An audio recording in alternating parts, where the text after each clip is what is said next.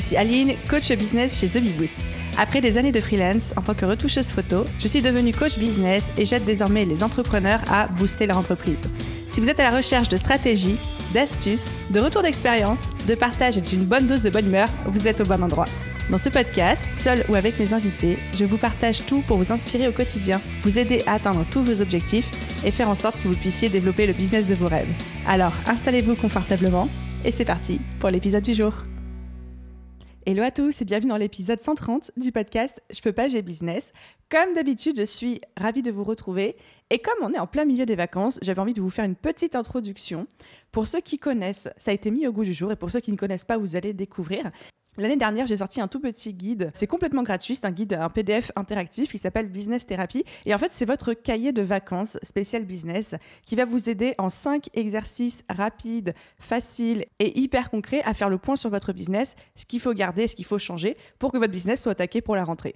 Donc, pour tous ceux qui souhaiteraient le télécharger, encore une fois, c'est 100% gratuit. Vous avez juste à me laisser votre adresse mail. Je mets le lien dans la description ou directement sur thebeboost.fr/business-thérapie avec un Y à la fin. Et du coup, on retourne sur le sujet de l'épisode du jour. Vous le savez, en tant qu'entrepreneur, en tant que marketeur de notre business, en tant que nos propres commerciaux, on est toujours à la recherche de nouvelles manières, de nouvelles façons pour faire grossir nos entreprises, pour avoir plus de visibilité, plus d'impact, quelle que soit la structure qu'on ait, quelle que soit notre taille, qu'on soit auto-entrepreneur, solopreneur, TPE, start-up, etc.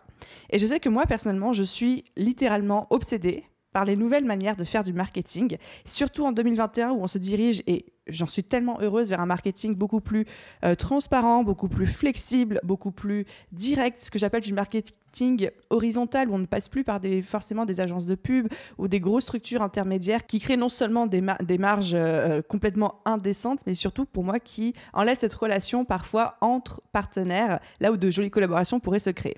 En fait, c'est un petit peu comme les circuits courts en production et pour l'alimentaire. Et en fait, pendant le 3e confinement, donc c'est-à-dire à peu près, je crois que c'était février-mars 2021, j'ai rencontré Caroline pendant une room sur Clubhouse dans laquelle on intervenait toutes les deux, sur le sujet d'Instagram d'ailleurs. Et en fait, en échangeant avec elle sur Clubhouse et ensuite après toutes les deux en message privé sur Instagram, j'ai absolument adoré son approche du marketing, qui est une nouvelle approche qu'elle a nommée co-marketing, donc c'est le sujet du podcast d'aujourd'hui, et c'est le fait de créer la croissance autrement quand on est entrepreneur. Donc ça, cette nouvelle approche du marketing, plus le fait de voir une femme dans la tech, dans le digital, qui a créé une start-up, je trouve ça super cool. Et donc, je lui ai dit, il faut que tu viennes sur le podcast pour parler non seulement de croissance en co-marketing, mais aussi de ce que tu fais.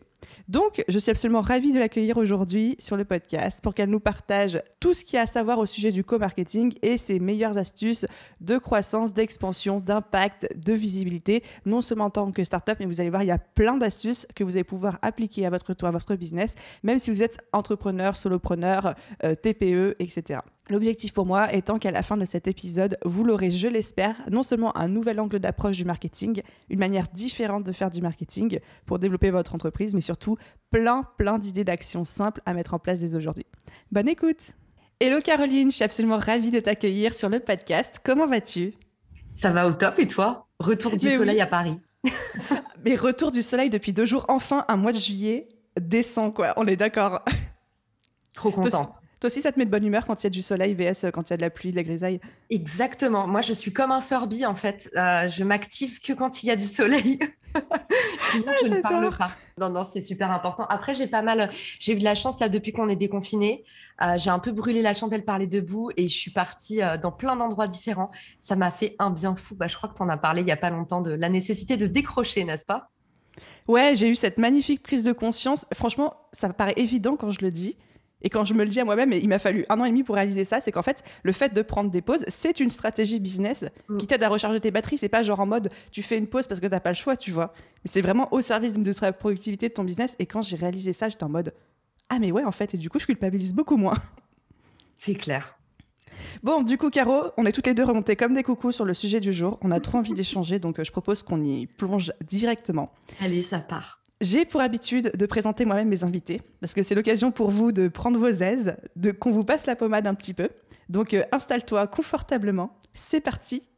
Je la vois, vous n'avez pas la vidéo, mais moi je la vois qui est en train de prendre ses aises sur son fauteuil, elle est tranquille. Alors du coup, Caro, la première chose qui m'a marquée quand j'ai fait des recherches sur toi, sur ton parcours, sur ce que tu fais aujourd'hui, c'est la diversité et la quantité d'expériences que tu as eues. Sérieux, on dirait que tu as 90 ans. La meuf, elle a tout fait dans sa vie, quoi. Elle a fait dans le digital, le marketing, les RP, le tourisme, la food, la mode. Enfin, c'était ouf, alors que tu as une trentaine d'années. Donc en fait, ça fait genre 10 ans que tu fais du marketing et du digital. Oh, tu m'as vieilli 2 fois. Déjà, tu m'as dit plus de 90 ans. Après, tu m'as dit une trentaine d'années. Je viens d'avoir mes 30 ans. J'étais dedans. C'est vrai, mais c'est mon gros complexe. T'as raison, Aline. J'ai fait plein de choses différentes parce que je suis un peu une touche à tout, comme on dit. En tout cas, j'ai la bougeotte. Mais on adore, il y a ce petit côté slasher qu'on retrouve énormément chez les entrepreneurs, le fait d'avoir besoin de s'épanouir au travers de plusieurs activités, de plusieurs passions différentes et la difficulté à se concentrer sur un seul truc, quoi. Et du coup, aujourd'hui, j'ai 2 choses qui me sautent aux yeux et qui sont en rapport avec le sujet d'aujourd'hui. C'est que tu as créé la plateforme Richmaker en septembre 2020. C'est bien ça, hein, j'ai la bonne date. Allez, novembre. Allez, novembre 2020, donc ça fait moins d'1 an, ça fait genre Ouais. 10, même pas, 8, 9 mois, qui est une plateforme en SaaS, donc qui permet aux entreprises de tout secteur et de toutes échelles de se rencontrer, de mettre en place des partenariats, des collaborations pour développer leur marketing. Donc, en faisant mes petites recherches, je me suis dit, OK, le truc, c'est comme un Tinder, mais pour les collabs, quand on est une entreprise. Mais surtout, c'est pas réservé que aux grosses entreprises, mais aussi, et on en parlera, aux solopreneurs, aux entrepreneurs, aux petites entreprises, etc. Et aujourd'hui, vous avez plus de 1500 utilisateurs. Et j'ai vu que tu avais marqué sans aucune pub. Donc là, Oui. j'ai trop hâte que tu me dises comment est-ce qu'on arrive à mettre 1500 utilisateurs sur un SaaS en moins d'1 an sans aucune pub. Donc, Ah bah, avec plaisir. Nous, par exemplarité, on se déploie que en organique, comme on dit, donc pas de pub. et tu vas nous dévoiler tous tes secrets ensuite. Et ensuite, tu as un talent secret caché pour transformer 3 heures de room Clubhouse, parce qu'on s'est rencontrés sur Clubhouse toutes les deux, en post LinkedIn à ultra haute valeur ajoutée. Ça, j'ai vu le post LinkedIn que tu nous avais sorti, j'étais en mode, comment elle a fait ça? Genre, waouh! Et la question pour toi, pour terminer cette introduction, c'est est-ce que tu continues à animer une room Clubhouse tous les matins à 9h? Oui, d'ailleurs, j'y étais encore ce matin. On l'a fait jusqu'à la fin du mois de juillet et je vais même te dire, on a du mal à couper le cordon. Le secret vraiment de la longévité de cette room sur Clubhouse, c'est que je la fais avec Fabien, qui est une rencontre que j'ai fait sur l'application et je pense que tu as eu l'occasion de t'en rendre compte. En fait, on a une alchimie dingue avec Fabien. On est à la fois très complémentaires sur nos domaines de compétences et en plus, on a une vraie belle amitié l'un pour l'autre qui fait qu'en fait, on adore se retrouver le matin. Et je pense que le plaisir est contagieux. On a fédéré une petite communauté autour de nous qu'on prend plaisir à retrouver aussi, qui montent sur le stage régulièrement, qui sont devenus aussi des co-hosts souvent de la room. Et cette effusion-là fait que on a du mal à lever le pied. Mais pourquoi couper du coup? Parce que c'est important de décrocher, Ali. Parce qu'on s'est dit, le mois d'août, c'est bien de prendre une pause pour revenir en septembre avec de nouveaux formats. Fabien, il est papa. Il y en a 2 en plus. Donc, pas un, mais 2, toujours plus. Donc, je pense qu'il y a un moment où pour tous les deux, on s'est dit, moi, je vais aller un peu faire la fiesta avec mes potes. Et lui, il va pouvoir apprécier ces instants privilégiés chez Center Parks. J'adore! Franchement, c'est hyper courageux de faire un contenu par jour, tous les jours ouvrés de la semaine, parce que vous ne faites pas le week-end, sur Clubhouse. Et du coup, petite parenthèse, on a commencé à en parler en off tout à l'heure. Moi, j'ai cette sensation que Clubhouse, avec à la fois l'ouverture aux Android et à la fois le déconfinement, c'est un petit peu essoufflé. Mais toi, tu m'as dit une autre version. Donc, quelle est ta vision de Clubhouse aujourd'hui ? Ce que je te disais, en fait, je j'aime pas du tout donner mon avis à court terme parce que je trouve qu'on n'a pas assez d'éléments en fait on n'a pas assez de recul pour vraiment faire un forecast. Et ce que je te disais, c'est qu'en fait, le reach est descendu partout. Sur LinkedIn aussi, il y a en effet terrasse. Si tu as eu des entrepreneurs en e-commerce récemment, ils vont te dire que c'est la cata sur les ventes, toute industrie confondue. Voilà, le mois de juillet, le mois d'août, déjà, ils sont réputés pour être faibles. Et comme tu l'as très bien dit tout à l'heure en off, il y a un effet décuplé parce que là, on a été encore plus privés de nos libertés qu'avant. Je pense que tout le monde a très envie de se déconnecter. Clubhouse s'essouffle, en tout cas, il se niche. Moi, c'est plutôt ce que j'ai envie de dire. Pour dire que le réseau s'essouffle, j'attends d'être, tu vois, au mois de décembre peut-être, où on aura 3 mois de retour à l'activité, où on verra si vraiment il n'y a pas de seconde vague. En tout cas, Android a donné vraiment un second souffle à l'application. On a vu, même en termes d'acquisition de followers, tout ça, c'est vraiment reparti. Maintenant, le problème qu'a Clubhouse, c'est plutôt les créateurs qui attendent la monétisation. et qui, du coup, ont un peu levé le pied sur les rooms pour aller tester d'autres plateformes qui ont déjà la monétisation. Donc voilà, pour moi, c'est plutôt du côté des créateurs qu'il faudrait mettre un peu le pied sur l'accélérateur. Et ça, du coup, il n'y a plus qu'à, quoi. C'est de notre côté, Aline, que ça se joue. Donc, il faut y aller. Donc, Clubhouse n'est pas mort. Vive le Clubhouse, quoi. Exactement, c'est la signature de ma newsletter et aussi parce que j'aime pas être alarmiste et dans tous les cas, dans tout ce que vous faites, dites-vous que si un réseau social se casse la figure, ça va jamais venir interrompre vraiment les relations que vous avez fait sur ce réseau. Et ça, je trouve que c'est super important. On travaille jamais pour rien sur un réseau social. Hyper important, merci pour la punchline. Et du coup, alors, on revient un petit peu à Richmaker, mais déjà, j'avais envie de t'adresser de vive voix mes félicitations parce que voir une femme dans la tech, une femme dans le SaaS, une femme dans le développement d'une solution en ligne, je trouve ça juste génial. Là, pour le coup, c'est pas Cocorico, mais girl power, tu vois. Donc, bravo pour ça. Donc, Richmaker, au final, si je rentre un petit peu plus dans les détails pour les auditeurs qui nous écoutent, donc c'est une plateforme, on a dit c'était une espèce de Tinder, mais pour de la collaboration et du co-marketing, et on va approfondir ce concept juste après.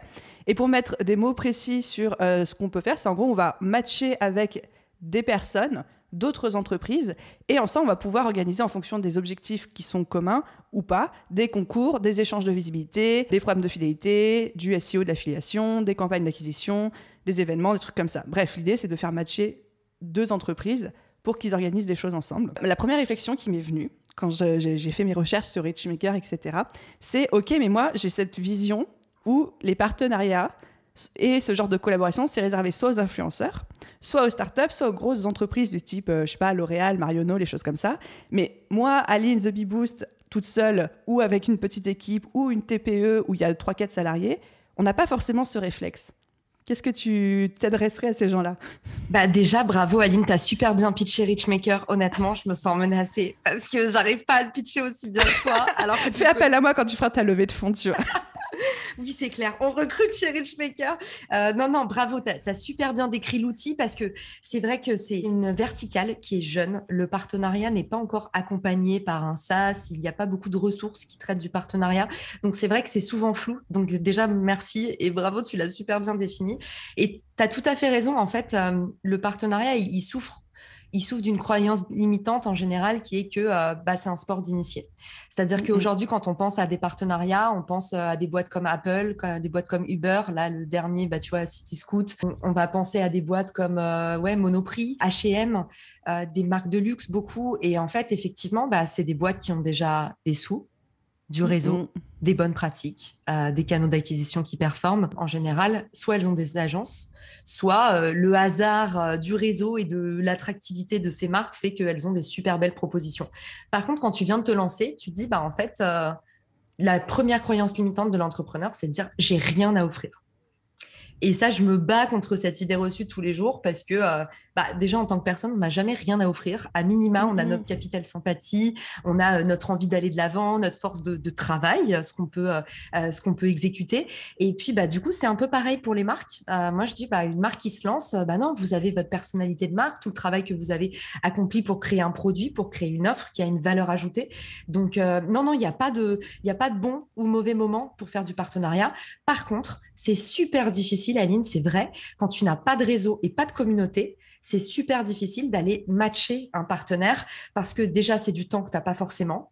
Et deux, c'est un petit peu difficile, c'est vrai, d'argumenter auprès d'un partenaire quand tu n'as pas grand-chose à mettre dans la balance. Donc, on a créé Richmaker et Richmaker permet notamment aux petites marques, parce que les grands groupes, ils ont des agences. Donc, ils sont là parce que ça fait bien d'être là. C'est toujours ça le prix. Mais les grands groupes, ils n'ont pas besoin de Richmaker. C'est plutôt pour les startups, pour les boîtes qui ont envie de performer ensemble, selon des objectifs communs. Ces boîtes qui ne se seraient pas rencontrées avant par faute de temps ou par faute de confiance. Donc demain, moi, Aline, je lance une entreprise, je dis n'importe quoi, mais de cosmétiques bio, ou une start-up dans la tech ou quoi. J'ai peut-être 1000 ou 2000 abonnés sur Instagram, mais à ce niveau-là, j'ai un bon engagement, mais à ce niveau-là, en fait, personne ne s'intéresse à moi. Parce que je ne suis pas assez importante pour attirer l'attention des agences presse, des médias, etc. Par contre, avec Richmaker, je vais pouvoir découvrir d'autres entreprises qui ont un peu plus de visibilité ou des objectifs communs, ou même qui sont beaucoup plus avancées, mais qui cherchent de nouveaux partenaires. et mettre en place des partenariats avec eux, quoi. Je vais vraiment te recruter, Aline. Ouais, je suis d'accord, je me sens très en forme aujourd'hui. Exactement, c'est exactement ça. En gros, l'idée, c'est que là où d'ordinaire, tu aurais vraiment du mal, il faut aller prospecter et c'est pas fait pour tout le monde. Et puis, voilà, le partenariat, ça veut dire qu'il faut t'aligner avec les codes de l'entreprise, tout ça. Donc, c'est pas évident. En fait, Richmaker te permet de matcher selon des critères communs. Donc, en fait, si toi, typiquement, tu vas chercher un lieu de vente, on va te permettre d'aller chercher une marque qui soit à un lieu de vente en distribution, peut-être qui a envie d'attirer un foot traffic, c'est-à-dire un trafic en magasin qui est neuf. Donc, aller vers, héberger des petites marques un peu jeunes pour dynamiser un petit peu sa clientèle ou créer l'événement en magasin ou quoi que ce soit. En fait, moi, je vais vous faire matcher et tu auras beaucoup moins besoin de te prouver parce qu'il y a la rencontre d'une offre et d'un besoin. Et ça n'existe pas dans la vraie vie, à part avoir beaucoup de chance ou un miracle. Mais du coup, l'idée, c'est que voilà, tu as moins à prouver de ta valeur parce qu'en fait, nous, on connecte les besoins entre eux. Et pareil, si tu es une marque de cosmétiques et que tu dis, voilà, j'ai envie de créer très vite du contenu sur le monde de la beauté pour tous, tu vas pouvoir te connecter avec d'autres acteurs de l'inclusion, de la diversité, qui veulent aussi créer du contenu. Et du coup, tu vas pouvoir aller beaucoup plus vite et surtout dépenser moins d'argent. Surtout ça. Du coup, ma deuxième question, c'est qu'en est-il des solopreneurs ou des entrepreneurs individuels, par exemple, je sais pas, un web designer qui se lance et qui voudrait avoir des opportunités d'être plus visible. Est-ce que c'est adapté pour lui ? Oui, tout à fait. On en a. La seule contrainte, c'est que chez nous, on impose d'être une marque.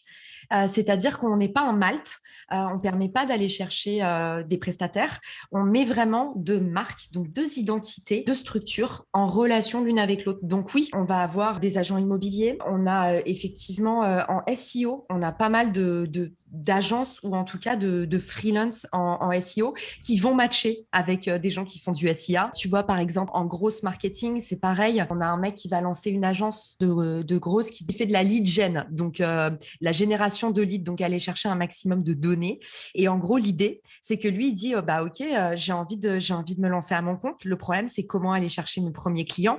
J'ai pas d'avis et c'est trop difficile d'aller chercher ma première base de clientèle. Donc, en fait, lui, il met une offre sur la plateforme et il dit, j'offre 5 use cases, donc je bosse gratuitement pour 5 clients en échange de visibilité. Donc en fait, les clients vont lui écrire un petit témoignage, il va pouvoir apprendre aussi de leurs besoins et puis après, il va y avoir une communication croisée. Et ça, tu vois, moi je trouve que c'est mortel parce que si ça avait existé au moment de Richmaker, j'aurais pu faire moins de choses à l'huile de coude et aller chercher des gens plus facilement parce que voilà, on le sait, pour recevoir, il faut d'abord donner. Donc c'est un peu le nerf de la guerre et Richmaker veut créer plus de synergie dans ce sens-là.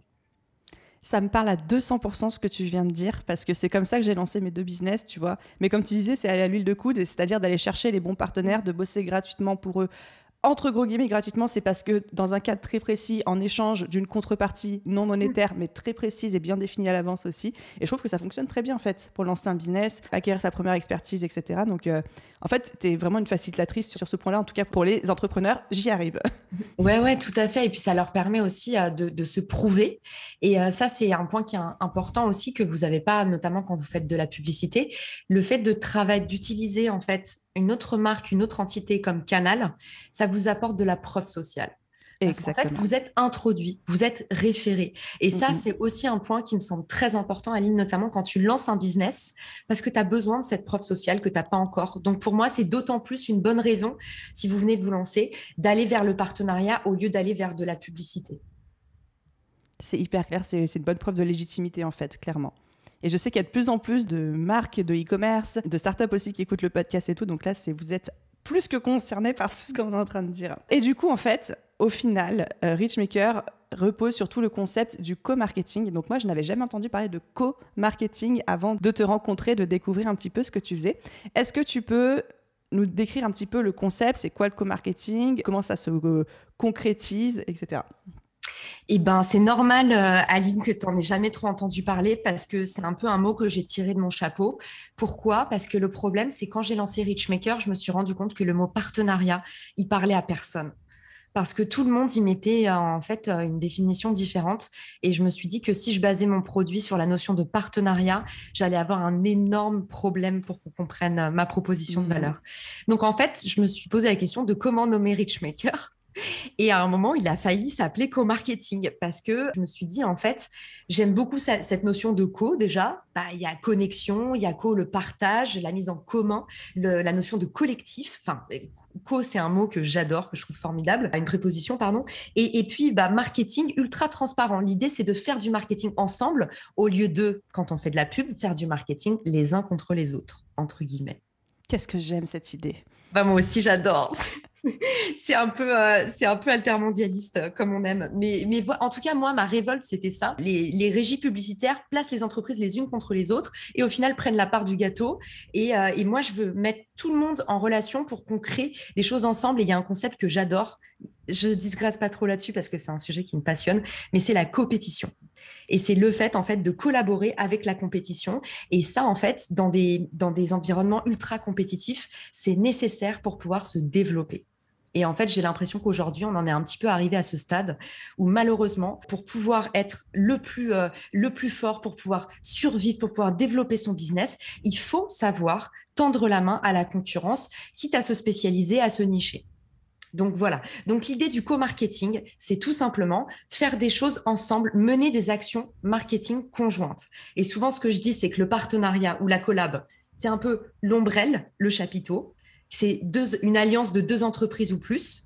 Et ça se décline en actions de co-marketing. Et il y a autant d'actions de co-marketing qu'il y a d'actions marketing. Est-ce que tu peux nous donner des exemples concrets de co-marketing, d'actions pour les gens qui nous écoutent, qui disent « Ok, le concept me parle, mais je ne vois pas concrètement comment ça se traduit. » Ouais, je comprends bien à cause de ce mot un petit peu nouveau. Mais on adore, j'espère que tu as réservé le nom de domaine comarketing.fr.com.de, t'as tout pris. Hein. J'ai même déposé co-marketing, mais après, tu vois, honnêtement, je voulais trouver un mot qui parle facilement aux gens parce que partenariat ou collab, t'es d'accord, c'est des mots qui sont difficiles à habiter aujourd'hui. On met trop de choses. On met plein de définitions, des fois qui... Moi, ce serait des définitions qui tirent vers l'influence, tu vois, un truc d'influenceur. Je fais ma pub pour un certain gommage au café et à l'huile de coco, tu vois, des trucs comme ça. Exactement. Ou même beaucoup de marques appellent en fait leurs clients, leurs partenaires aussi, parce que c'est politique. Donc voilà. Donc du coup, derrière co-marketing, l'idée, c'est que je me suis dit, pour lancer Richmaker, comme c'est nouveau, il faut que je fasse un petit peu de formation. Il faut que j'arrive à standardiser un minimum si je veux réussir à faire un SaaS qui roule.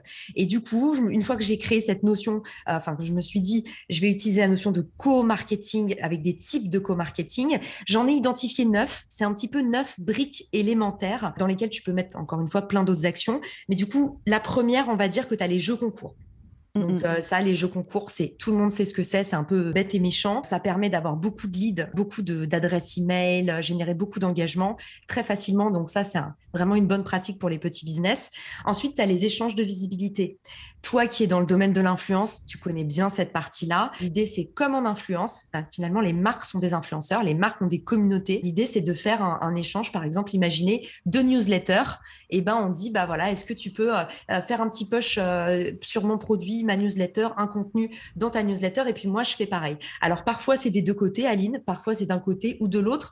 Mais voilà, l'idée, c'est toujours la même chose, utiliser la marque comme média, utiliser l'autre comme un canal. Ensuite, on a le co-branding. Ça, c'est l'exemple type que tout le monde connaît. C'est la collab dans la mode, par exemple. On va avoir un H&M, un Karl Lagerfeld. On va avoir une Birchbox édition spéciale avec le magazine Glamour. Donc ça, voilà, le co-branding, on connaît, ça fait un petit peu de RP, ça attire l'attention, ça crée un petit peu d'excitation au sein de la communauté, donc c'est bien pour la rétention aussi. Et puis après, les événements. Les événements, on en voit aussi beaucoup. Alors, on parlait de LinkedIn tout à l'heure en off. Le nombre de fois où vous avez vu des webinars donnés par 2 compagnies ensemble, soit des services complémentaires, soit des services affinitaires, c'est-à-dire soit la journée du contenu avec les 12 boîtes très coopétition, on adore. Les 12 boîtes un peu les plus légitimes dans la création de contenu qui font une journée offerte et qui s'échangent tous les leads. Soit on va avoir un agent immobilier et un courtier qui font une conférence offerte sur l'immobilier et on sait que derrière, voilà, c'est des compétences qui se packagent ensemble. Donc, pareil. Tu vois, il y a toujours soit affinitaire, soit complémentaire. C'est toujours 2 mécaniques un petit peu différentes qui s'observent. Donc voilà, ça c'est l'événement. Ensuite, je vais essayer d'aller un petit peu plus vite. Retail. Non, vas-y, parce que c'est hyper intéressant. Ah ouais, et j'aime même le fait que tu illustres un petit peu à chaque fois par des exemples concrets. Je trouve que ça aide à se projeter. Donc, prends ton temps. Eh ben, je suis contente parce que j'avais l'impression que j'allais vous endormir. Donc, ok. C'est un sujet que j'adore, donc j'ai un peu du mal à m'arrêter. Donc, retail, c'est la partie distribution. Et là, on va prendre un exemple tout bête. Ça va être soit une DNVB, donc une marque qui n'a pas de distribution en physique, qui dit, bah, en fait, j'ai envie de tester mon modèle, j'ai envie de voir, peut-être d'avoir un petit showroom. Les marques de mode doivent connaître ça, la nécessité, bah, s'il y a des journalistes, de pouvoir montrer quelques pièces en physique, ou alors tout simplement tester l'attraction. Se dire, OK, et ben, si demain je rentrais chez Flux, à Hôtel de Ville, est-ce que ça marcherait mon produit? J'adore Donc voilà. Flux. Oh bah oui, c'est ma passion aussi. Mais donc, ça, c'est les partenariats de distribution. C'est soit finalement, tu vas te matcher avec un partenaire qui dit, bah, moi, j'ai un espace de vente que j'ai envie de dynamiser, ou alors avoir un complément de revenu. Et ça, tu t'en doutes, pendant le Covid, il y en a beaucoup qui sont là aussi, qui ont besoin de rentabiliser. Et ça peut être aussi une autre marque qui n'a pas de réseau de distribution physique. Et en fait, les deux partenaires se mettent ensemble et vont ensemble louer un pop-up store, louer une force de vente. Et en fait, ça permet de diviser les coûts parce que si certains d'entre vous ont déjà fait des pop-up stores, on sait que en général, c'est très rentable, mais c'est quand même un sacré pari parce qu'il faut sortir 8 000 euros pour avoir son emplacement, recruter des hôtesses qui peuvent très bien ne pas venir le jour de l'événement parce que c'est le plaisir aussi des emplois qui sont très éphémères. Donc voilà, derrière le pop-up, il y a beaucoup de stress, beaucoup d'investissements pécuniers et émotionnels. C'est une façon aussi de diviser. Donc, en partenariat de distribution, tu as encore une fois les deux modèles, soit une complémentarité, soit une affinité, soit deux partenaires qui ont des demandes conjointes, soit deux partenaires qui ont des demandes qui se croisent. Ensuite, le contenu. Alors là, je vais vous donner quelques exemples parce qu'il y a plein de choses qu'on peut faire en contenu. Ah, mais tu prêches une convaincue. Bah oui. Forcément. Toi, tu connais les collabs entre podcasts. Dans les blogs, il y a aussi les articles invités. Encore une fois, soit c'est un échange d'articles, donc article swap, comme on dit en anglais. Soit tu fais un échange et tu dis, OK, je te file un article, tu me files un article. Soit tu dis, bah en fait, moi bon, je spoil un peu la partie d'après, mais tu peux te dire, bah voilà, j'ai envie de me constituer une base d'articles conséquente en un temps record. Et ben, tu crées un petit template et tu fais des articles invités. Donc, soit tu vas imposer à ton invité une thématique, soit c'est une interview.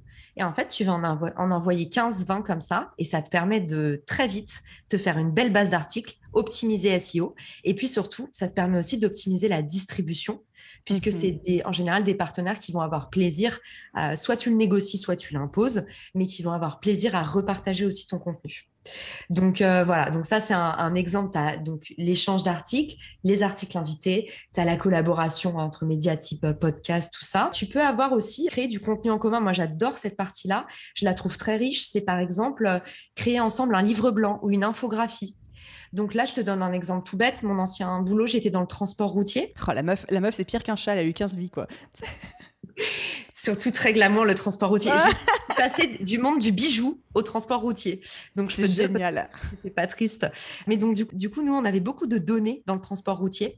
Et finalement, ces données, c'est un peu difficile de les transformer. T'as pas beaucoup de temps, t'as pas beaucoup de moyens. Voilà, c'est un métier de savoir faire du contenu. Et ben nous, on a fait un partenariat avec un cabinet de conseil. Ce cabinet de conseil, lui, son expertise, c'était justement de digérer toute cette data, de faire de la data visualisation. Donc, pour ceux qui n'ont pas le jargon anglais, c'est tout simplement des petites illustrations sexy à partir de chiffres pas sexy. Et puis, de créer des supports de communication. Et en fait, ensemble, on éditait chaque semestre les baromètres du transport routier. Et ben là, vous avez un exemple précis finalement de voilà, moi j'ai beaucoup de data, mais j'ai pas la capacité de les transformer. Et un autre acteur qui manque de data, mais qui par contre a la capacité et le savoir-faire de transformer du chiffre en joli contenu. Et ça, en fait, ça apporte beaucoup de valeur, non seulement pour vos utilisateurs, votre communauté existante, et puis ça permet de faire baisser drastiquement les coûts d'acquisition. Parce qu'en fait, à partir du moment où vous faites une pub, on n'est pas anti-pub, Aline, au final. Absolument pas. Voilà. J'ai un budget pub qui ferait rougir beaucoup de mes auditeurs. Eh bien, alors, je suis sûre, je te laisse me répondre, mais je pense que tu vas me donner raison. En fait, en publicité, quand tu proposes un contenu offert, tu fais tout le temps baisser tes coûts d'acquisition. En général, c'est un petit peu une bonne pratique. Ou alors, tu proposes un discount, ou alors tu proposes un contenu offert, mais en tout cas, le fameux lead magnet, comme on dit dans le jargon. Offrir quelque chose en échange d'un clic, ça permet d'aller chercher un clic à peut-être 1 euro au lieu de 15. Donc, je force un peu le trait, mais pour le coup, dans le B2B, c'est pas les mêmes échelles de prix, tu t'en doutes. Donc, voilà, aller chercher en fait du contenu à haute valeur ajoutée avec un partenaire qui vous complète, ça peut valoir le coup. Et puis, je te donne un dernier exemple. parce que tu m'as dit, moi, j'ai plein de solopreneurs. Il y en a peut-être parmi vous qui font aussi des campagnes Ulule, qui sont en train de lancer leur projet, un vêtement, une marque de cosmétiques, comme tu m'as cité tout à l'heure. En fait, dans l'échange de contenu, vous pouvez aussi créer du contenu ensemble de type un photoshoot. Moi, quand je travaillais dans les bijoux, donc l'expérience d'avant, un shooting, ça vaut très cher. Moi, je vendais des bijoux. Bah, pourquoi pas faire un partenariat avec une marque de vernis et en fait diviser les frais de shooting. Donc, la mannequin, le lieu de shooting, peut-être les vêtements, ou alors on va chercher un troisième partenaire, tu vois qui c'est. Mais l'idée, voilà, c'est tu crées un contenu en commun, tu divises tes coûts, tu maximises ton impact. Non seulement, bah, en interne, il y a moins de ressources convoquées, on peut se dispatcher les tâches. Et puis, en termes de distribution, c'est génial parce que tout le monde, du coup, offre de la visibilité à tout le monde. Donc voilà, ça c'est génial, j'adore. J'adore ces exemples. Merci. Je finis, il y a l'affiliation et le sponsoring. Ça va être très rapide. L'affiliation, c'est ce qu'on appelle aussi l'apport d'affaires. En fait, c'est tout simplement un revenu basé à la commission entre deux acteurs. Donc, c'est comme si Aline, demain, allait dire à Yasmine, qui est une Instagrammeuse que tu connais bien, allez dire à Yasmine, OK, et ben, à chaque fois, si tu veux me faire un placement de la Beboost Academy dans ta newsletter, à chaque fois que tu vends avec ce code promo, je te reverse 15% des ventes. Donc ça, c'est un modèle type d'affiliation. Ou peut-être que les filles peuvent aussi dire, toutes les deux, en fait, on fait un code et on voit, on ajuste comment... Enfin, t'es pas obligé de penser à de l'argent. Il y a plein d'autres mécaniques à l'œuvre. Mais en tout cas, ce que j'aime beaucoup, c'est que c'est toujours à la commission. Donc, en fait, c'est des partenariats qui sont très traquables. Donc, pour ceux qui sont un petit peu timides pour se lancer, faites de l'affiliation, faites de l'apport d'affaires. Vous allez voir qu'en fait, le partenariat, ça fonctionne. Par contre, c'est comme pour tout. Il faut de la patience et beaucoup d'investissement. J'ai la sensation que mon audience connaît assez bien l'affiliation, parce que dans notre petit milieu de la formation en ligne, d'Instagram, etc., c'est hyper répandu comme business model. Donc, je pense que l'exemple que tu as donné, ça va parler à énormément de monde. Parfait. Bah c'est vrai que ça fonctionne très bien l'affiliation, surtout quand on a et ça c'est beaucoup le cas de marques en lancement, des objectifs de ROI, de retour sur investissement, qui doivent être immédiats parce qu'en fait, bah pour financer ton stock, tu es obligé de commencer par vendre. Donc faut faire de la vente en direct. T'as pas le loisir de faire des belles campagnes de visibilité. Il faut tout de suite faire du chiffre. Donc l'affiliation c'est très sécurisant pour ça. Et puis c'est aussi conditionnel, c'est-à-dire que finalement, tu n'as rien à payer si tu ne vends pas. Donc, exactement. C'est quand même avantageux.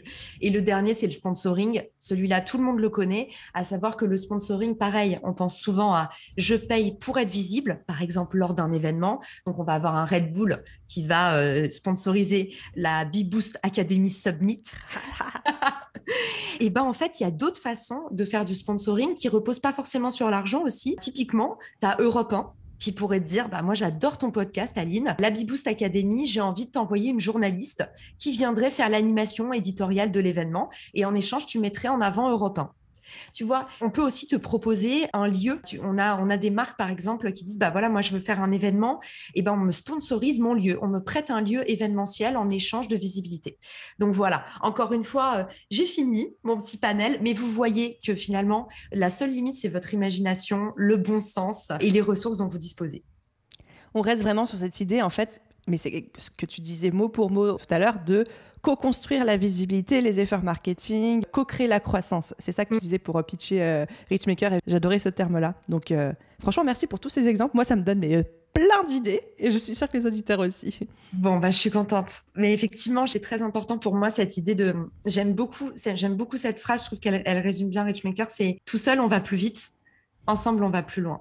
Et c'est vrai qu'un partenariat, le premier, il va vous mettre un petit peu de temps à être mis en place, mais c'est comme le SEO, c'est des petites graines que vous semez. Et en fait, à partir du moment où ça va marcher, vous allez voir que en fait, ça peut faire exploser votre business. Et puis, même si ça fait pas exploser votre business, en fait, ça, c'est un partenariat, ça vous rapporte tout le temps des clients. C'est un fil rouge.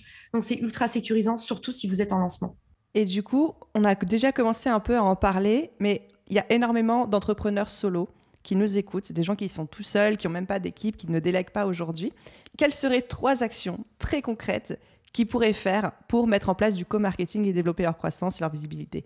Alors, comme je sais que toutes les deux, on est des amoureuses du contenu, l'idée numéro 1. Alors, évidemment, j'ai spoilé parce que comme on parlait des 9 types d'actions co-marketing, je vous ai déjà un petit peu décrit les mécaniques saillantes dans le point d'avant. Mais pour moi, la première action, si vous êtes un solopreneur, que vous êtes en train de lancer votre business, c'est le contenu.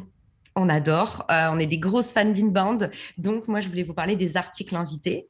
Et je trouve que ça, c'est un très, très bon hack, en fait, pour aller tout de suite, si vous lancez votre site, chercher du SEO, planter les petites graines dont on parlait, et puis surtout, vous faire du réseau. C'est pour ça que c'est mon conseil numéro 1, c'est l'article invité. C'est-à-dire que si demain, une idée business, tu me disais des cosmétiques, par exemple. Aline. Alors, si par exemple vous lancez une marque de cosmétiques, moi je ferai des articles invités sur, alors selon votre positionnement, des femmes qui ont par exemple des peaux, est-ce que ce sont des femmes qui ont des peaux abîmées ou est-ce que ce sont des femmes puissantes? Est-ce que ce sont des femmes qui voyagent beaucoup? En fait, suivant les caractéristiques de votre produit, vos thématiques, allez chercher des invités qui, dans ces secteurs-là, ont beaucoup d'autorité. Et l'idée, c'est que non seulement vous allez recruter des ambassadeurs, et en plus, vous allez aller toucher des communautés qui sont affinitaires, puisque ce sont des femmes qui, forcément, ont derrière la communauté qui vont avec leur combat. Donc, soit c'est des femmes d'affaires très puissantes, soit c'est pas des femmes qui ont des peaux à problème et qui ont ouvert la parole là-dessus. Soit ce sont aussi des femmes magnifiques qui ont des peaux rayonnantes et qui connaissent tous les secrets de jeunesse. Voilà, vous avez compris l'idée. Mais en fait, selon votre thématique, et là, c'est difficile d'être générique, mais allez occuper en fait votre niche avec un maximum d'articles invités. Et c'est complètement actionnable. Il suffit que vous fassiez un premier template, donc un premier modèle d'interview. Vous allez chercher, vous allez sourcer un petit peu les petites pépites à droite à gauche sur LinkedIn, sur les réseaux sociaux. Et puis, vous leur proposez en fait d'apparaître pour le lancement. Alors, encore mieux, c'est de proposer un appel téléphonique. Si vous n'avez pas grand-chose à montrer, le téléphone, on en parlait avec Aline, la voix, c'est important, ça crée du lien. Appelez et dites, voilà, je suis en lancement, j'adore ce que vous faites, ça me parle beaucoup. Ce serait une vraie chance de vous avoir. Si en plus, vous pouviez repartager votre article, ce serait incroyable pour nous lancer. N'hésitez pas, voilà, c'est pas faire la manche, c'est finalement créer un peu d'affect avec les gens et surtout quand on a besoin des autres, on le dit, c'est pas grave. Et les autres aussi peuvent y gagner, c'est-à-dire que nous, on a l'impression d'être en position de demandeur, de prospection. Je sais qu'il y a quelque chose qui fait très, très peur à l'audience. Mais il ne faut pas oublier que la personne en face de vous, elle, ça va lui donner des efforts de visibilité. Ça va lui créer du contenu gratuit qu'elle pourra ensuite reléguer. Donc, ça lui fait du temps en moins de création. Enfin, tout le monde est gagnant dans ce genre d'échange. Exactement. Et pourquoi je vous ai mis en premier les articles invités dans le cadre d'un lancement, c'est que c'est rare qu'on les refuse, Aline, parce que tu l'as très bien dit, il y a l'ego. Les articles invités, tout le monde adore avoir une petite publication d'interview, surtout si c'est quelque chose qui se fait en 5 minutes.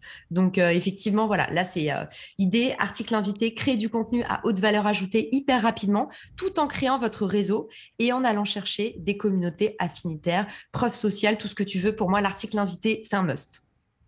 J'ai juste envie de faire une toute petite parenthèse sur l'article invité parce qu'en fait, je pense qu'il y a 2 manières de faire article invité et je pense que tu viens de nous donner une des 2 définitions, mais que mon audience connaît plutôt la deuxième. Donc, Je vais récapituler un petit peu. Toi, la définition que tu nous dis, c'est de vraiment créer un article dans lequel on vient inviter quelqu'un, qu'on interviewe et on retranscrit cet échange sous forme d'article. Et donc, ça fait la visibilité pour cette personne. Il y a du backlink avec les liens, etc. C'est soit une interview, soit c'est la personne qui crée le contenu, tu lui donnes un thème et en fait, elle fait une espèce de tribune. Tu vois. Voilà, exactement. Et il y a aussi l'autre manière de procéder qui est de nous-mêmes proposer un article ou un contenu pour un site qui nous intéresse ou une marque qui nous intéresse. Voilà, dans l'autre sens. Ou par exemple, si je reprends ton exemple des produits cosmétiques pour les femmes qui voyagent beaucoup, je peux contacter des gros blogs de voyage et leur proposer de rédiger un article pour eux sur comment prendre soin de sa peau pendant le voyage et où je vais parler indirectement de mes produits et me faire de la visibilité. Donc, on a ces 2 fonctionnements au final. Ouais, et moi, je vous recommande, si vous êtes en train de vous lancer, je vous recommande plutôt... La première. La première, pourquoi? Parce que d'abord, commencez par vous construire votre plateforme à vous, votre vitrine. Et voilà, l'avantage, c'est que vous venez nourrir votre propre contenu, donc votre référencement. Ça fait de la preuve sociale pour les gens qui viennent, qui sont à 2 doigts de craquer pour acheter votre crème. Mais dans un temps 2, effectivement, très, très pertinent aussi d'aller prendre la parole sur d'autres blogs. Tu as raison de le préciser, Aline, c'est dans les 2 sens. Ça fonctionne dans les 2 sens. Trop cool. Deuxième action. Ouais, deuxième action, tips numéro 2. Et justement, on parlait de l'affiliation. Quand on a besoin de faire absolument de la vente, de booster ses ventes. Donc, tips numéro 2, on a le bundle et la vente croisée. Donc, problématique que tu connais bien. Et alors, l'idée ici, en fait, c'est de se co-packager avec quelqu'un qui a une audience affinitaire et en fait, de créer ensemble une offre encore plus forte. Je vous donne un exemple tout bête. On va avoir 2 agences de grosses marketing, Conquistador et Scalesia, c'est des copains. Et eux, en fait, on pourrait dire ils sont compétiteurs. Bah en fait, non. Ils vont croiser leurs forces parce qu'il y en a un qui a une audience qui est très nucléarisée dans le Pays Basque. Il y en a un qui est présent un peu partout en France, mais il est très généraliste. Et alors, du coup, ils se disent, il y en a un qui a envie de renforcer sa proposition de valeur et t'en as un qui a envie d'aller, en fait, de couvrir une échelle plus forte du territoire. En fait, les deux vont se mettre ensemble et créer une co-offre et c'est un bootcamp de grosse marketing. Et là, tu vois, ça permet un peu à deux agences de se dire, OK, moi, ma verticale, mon point fort, c'est vraiment ça. OK, mon point fort, c'est ça. Parce que tu vois, quand tu fais du SEO, quand tu fais comme nous, de la création de contenu, en fait, il y a de la place pour tout le monde parce qu'il y a tellement de choses différentes à faire que mieux vaut se spécialiser et en fait faire quelque chose très, très bien, un tout petit peu et se mettre avec d'autres gens qui font. Et ça, c'est l'idée du bundle. Encore une fois, j'adore parce que c'est vraiment, je trouve, le bundle et même la co-création, la co-offre, l'illustration même parfaite et la plus pure de seul on va plus vite et ensemble on va plus loin, quoi. Exactement.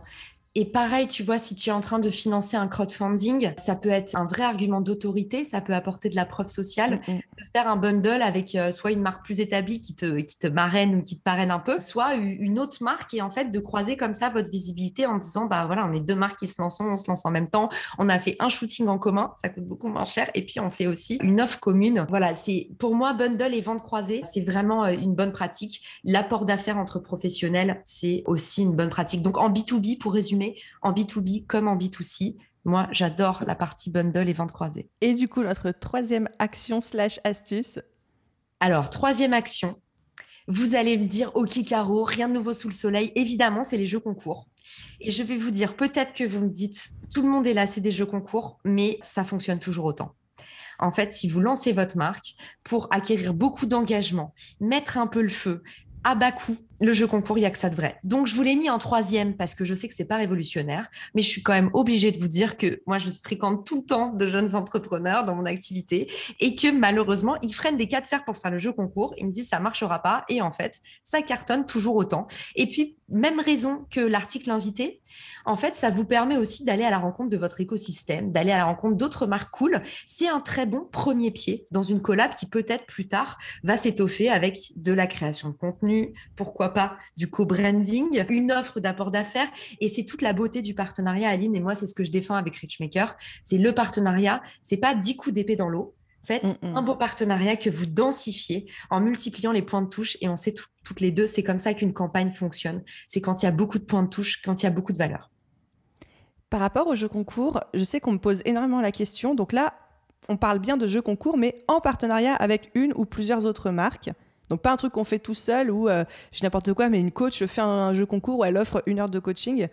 Parce que j'ai beaucoup le cas dans mon audience de personnes qui me contactent en disant ouais, bah, j'ai fait un jeu concours, mais j'ai eu 3 participants ou alors j'ai pas eu de participation, je comprends pas, etc. Est-ce que tu peux nous donner un petit peu plus de détails techniques et concrets sur de quel type de jeu concours on parle? Oui, alors effectivement, tu as raison, tout ça, c'est des collabs.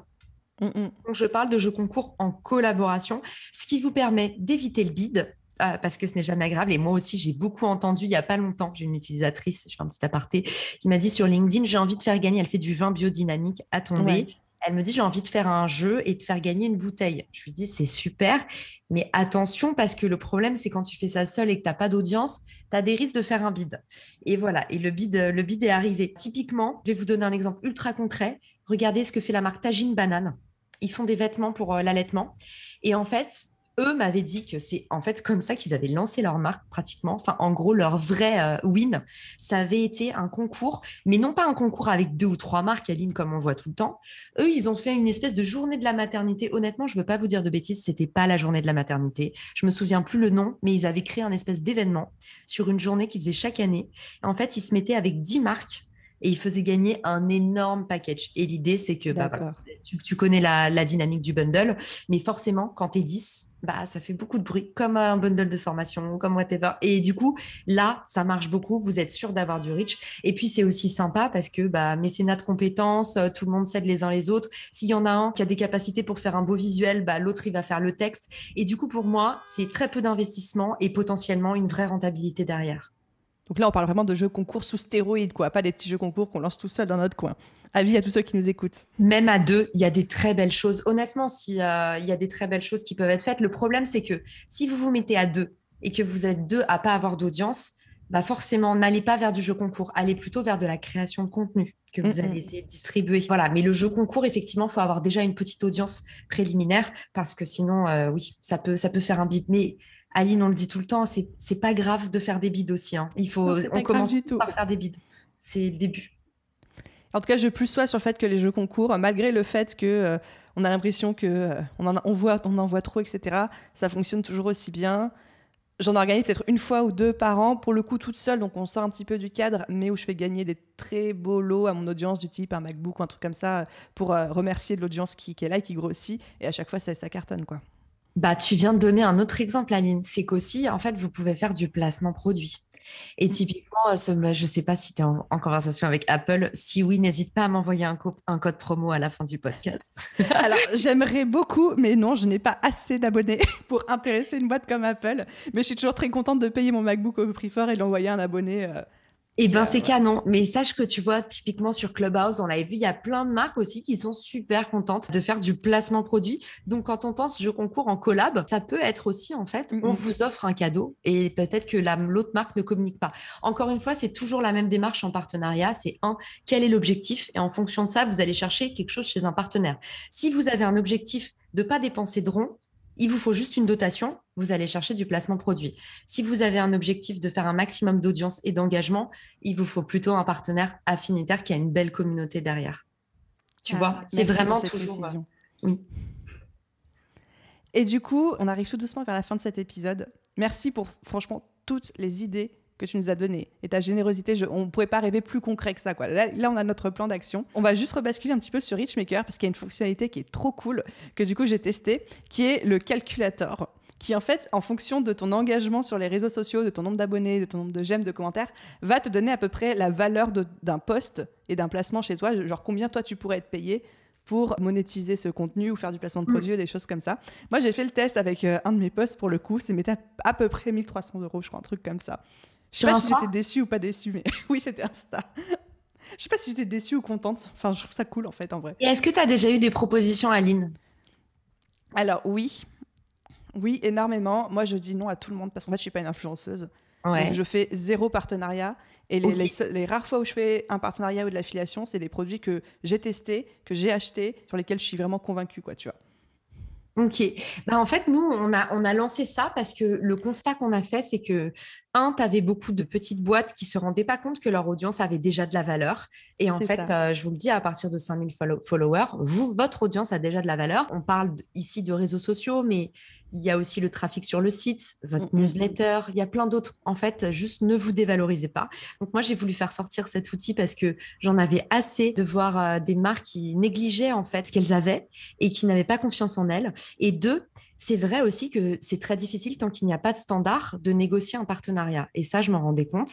Les marques sur Richmaker se rencontraient et souvent on me disait, mais Caro, du coup, bah, qu'est-ce que je pourrais proposer? Est-ce qu'on est vraiment win-win? Est-ce qu'on est vraiment à égalité? Et ça, c'est un vrai défi du partenariat. On a souvent peur de se faire avoir. On a souvent peur d'être le plus gros et de tirer l'autre.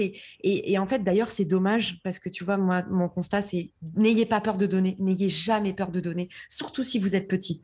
Enfin, vraiment, il faut pas hésiter, il faut se mouiller à fond. Mais du coup, ce calculateur, pour moi, il me permet aussi de dire aux marques, bah voilà, très pragmatiquement, vous avez une échelle de toi, ce que tu mets dans la balance, ta communauté, elle est à hauteur de 800 euros.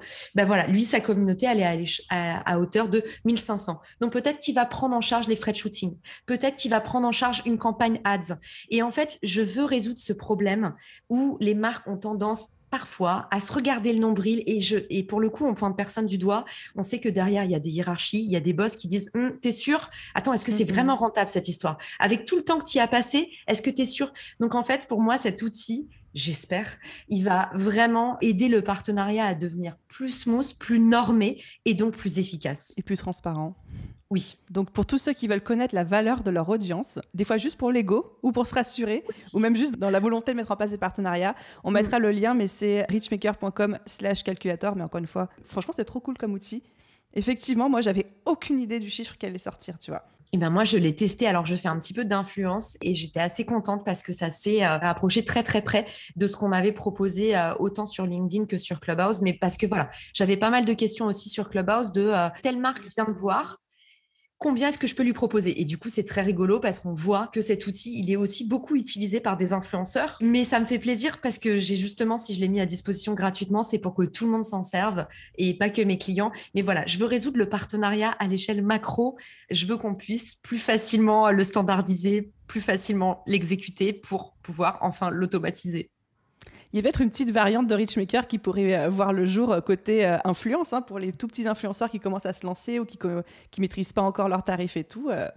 Bah, Là, je dis ça, je dis rien. c'est vrai. Et ben, figure-toi que j'y pense, Aline, mais justement pour le partenariat, j'ai par exemple dans mes inscrits, j'ai Ivancy, qui est une agence d'influence. J'ai toujours pensé que si Richmaker se développait d'ici 1 à 2 ans, j'aimerais beaucoup faire un co-branding avec une agence d'influence pour que surtout, parce que c'est un autre problème qu'ont les marques, elles me disent l'influence, c'est trop cher. Moi, j'ai plus les moyens de faire une campagne influenceur. Et en fait, le partenariat peut aussi t'aider à faire une campagne influenceur. Par exemple, tu peux faire des gift bags communs. Moi, je faisais ça quand je travaillais chez Emma et Chloé. En fait, on était avec Caudalie, Palais d'été. Il y avait une autre marque dont j'ai oublié. Pas terrible, mais j'ai oublié. Mais du coup, on envoyait des gift bags à 4. Et ben, du coup, on avait notre relation avec l'influenceuse. Pareil, comme on faisait des plus gros événements, et ben, on pouvait plus gâter nos influenceurs qui venaient pendant l'happy hour avant que l'événement ouvre. Donc, en fait, c'est pareil. À partir du moment où vous mutualisez vos forces, vous mutualisez vos budgets, vous allez pouvoir faire toutes les campagnes dont vous avez rêvé, dont l'influence. Caroline, merci infiniment de nous avoir introduit au concept du co-marketing et de nous avoir donné encore une fois autant de pistes d'action concrètes et de choses à implémenter. Et j'ai vraiment la sensation que, quel que soit aujourd'hui le business des gens qui nous écoutent, leur niveau de développement, leur niveau de croissance et leurs objectifs, chacun va pouvoir piocher des choses dans cet épisode et en tirer des actions. Donc, trop hâte de savoir ce que chacun va faire. Où est-ce qu'on peut te retrouver, te suivre, et pour les gens qui voudraient te remercier ou te faire un feedback ou des choses comme ça? Mais c'est ce que j'allais dire, Aline. S'il y a la moindre question, moi, ma seconde maison, c'est LinkedIn. On n'a pas eu l'occasion d'en parler parce qu'on a été trop bavardes, mais justement, moi, j'ai utilisé que LinkedIn, que mon contenu LinkedIn pour aller chercher mes premiers utilisateurs. Et du coup, c'est ma seconde maison. J'y suis tout le temps. Donc, si vous avez la moindre question, vous m'écrivez sur LinkedIn et je vous réponds avec grand plaisir. En tout cas, j'ai eu grand bonheur à être là aujourd'hui. Merci de m'avoir reçue. Au plaisir de te recroiser très vite, soit sur Clubhouse, soit par ici sur le podcast. Et merci à tous ceux qui ont écouté cet épisode jusqu'au bout. Merci à tous. Bye. Et voilà les amis, j'espère que cet épisode de podcast vous a plu. Je le vois vraiment comme un épisode boîte à outils, ce que j'appelle les épisodes boîte à outils, où vous écoutez et vous avez plein d'idées d'action. L'idée, c'est absolument pas de tout mettre en place, de tout implémenter, mais juste de piocher ce qui a résonné en vous, ce qui vous plaît, ce que vous avez envie de tester et de passer à l'action. Donc, n'hésitez pas à prendre les astuces et stratégies qui vous ont parlé, de laisser de côté le reste et go, il n'y a plus qu'à. Encore un immense merci d'avoir écouté cet épisode. Si vous l'écoutez à peu près au moment de sa sortie, je vous souhaite de merveilleuses vacances d'été. Profitez bien, reposez-vous, puis trop hâte de vous retrouver dans un prochain épisode ou même à la rentrée. Bye tout le monde!